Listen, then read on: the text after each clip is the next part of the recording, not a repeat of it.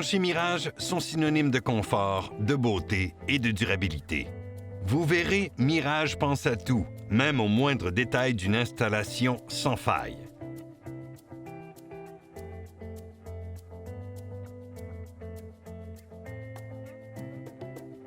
Avant de commencer, lisez le guide d'installation Mirage Engineered.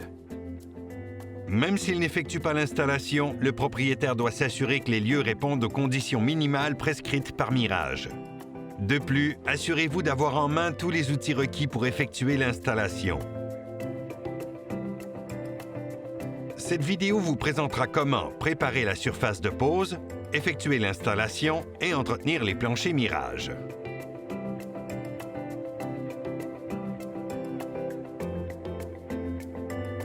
Les planchers contrecollés Mirage Engineered s'installent à l'étage, au rez-de-chaussée ou au sous-sol.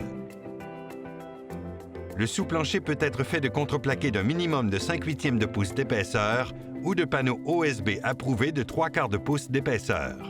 Entreposez les boîtes de plancher scellées dans la pièce au moins 24 heures avant la pose. La température doit être maintenue à environ 22 degrés Celsius pendant une semaine et le taux d'humidité relative se situer entre 25 et 70 %. Vérifiez que le taux d'humidité du sous-plancher ne dépasse pas 12 % et qu'il ne diffère pas de plus de 4 % de celui du plancher à installer. Assurez-vous que la surface du sous-plancher est bien plane. S'il y a lieu, corrigez les variations. Pour éviter les craquements, vissez le sous-plancher directement aux solives et voyez à ce qu'aucune vis ne dépasse. Si le sous-plancher a été abîmé par l'eau ou s'il présente des faiblesses structurelles, remplacez-le. Passez soigneusement l'aspirateur par la suite. Installez un papier par vapeur en le déroulant dans le sens des solives du sous-plancher. Faites chevaucher le papier et agrafez-le au sous-plancher à 8 ou 10 pouces d'intervalle.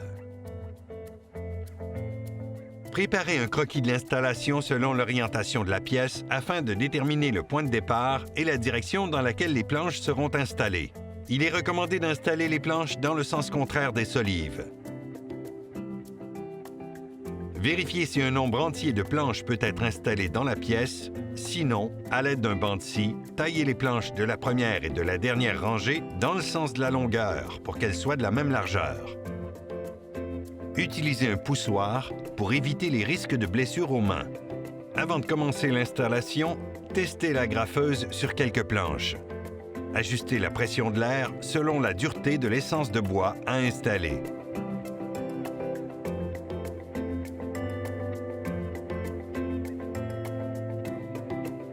Avec le cordeau à tracer, tirez une ligne guide parallèle au mur de départ, de la même largeur que les planches, et additionnez 1/4 de pouce à cette largeur. Cet espace additionnel correspond au joint d'expansion requis. Cette ligne doit être perpendiculaire au mur adjacent et bien tracée afin que le plancher soit installé droit et d'équerre. Pour un mélange harmonieux des couleurs et des nuances, ouvrez plus d'une boîte de plancher. Localisez les planches jugées de couleurs différentes dans un endroit moins visible. En raison de la proximité du mur, les premières rangées de planches s'installent à la main avec un marteau et des clous de finition. Placez la première planche à 1/4 de pouce du mur perpendiculaire de droite, la languette de la planche bien alignée le long de la ligne guide.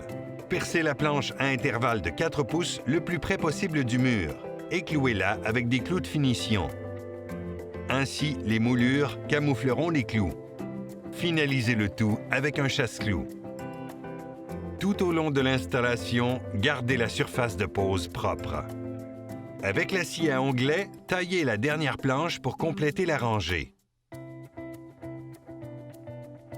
Installez le côté scié le long du mur, tout en laissant 1/4 de pouce pour le joint d'expansion. Commencez la deuxième rangée avec la retaille si celle-ci est à au moins 6 pouces de plus long ou de plus court que la planche utilisée dans la rangée précédente. Ainsi, les effets d'alignement et les escalades régulières seront évités. Les rangées subséquentes s'installent de la même manière, mais avec la graffeuse. Les agrafes doivent se situer à 4 ou 5 pouces les unes des autres et à plus de 2 pouces du bout de chaque planche. Lors de l'installation, vérifiez que la pression d'air de l'agrafeuse se maintient au niveau requis.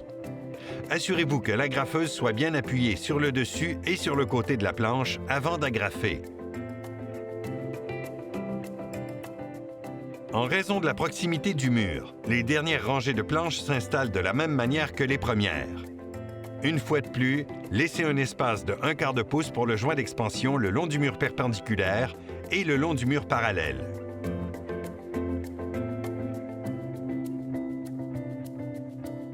En tout temps, déposez les outils sur l'emballage cartonné des boîtes de plancher.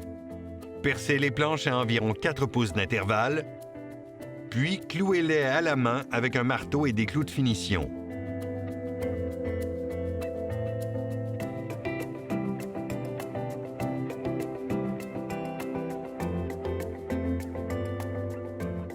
Terminez l'installation en clouant les moulures ou les carderons au mur plutôt qu'au plancher.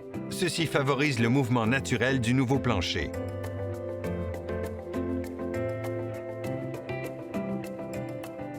Utilisez un crayon de cire de la couleur du plancher pour camoufler les têtes de clous.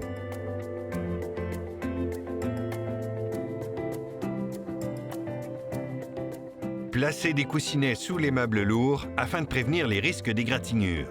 Le plancher Mirage est maintenant installé. Passez soigneusement l'aspirateur. Vaporisez légèrement le nettoyant à plancher recommandé, essuyez et le tour est joué.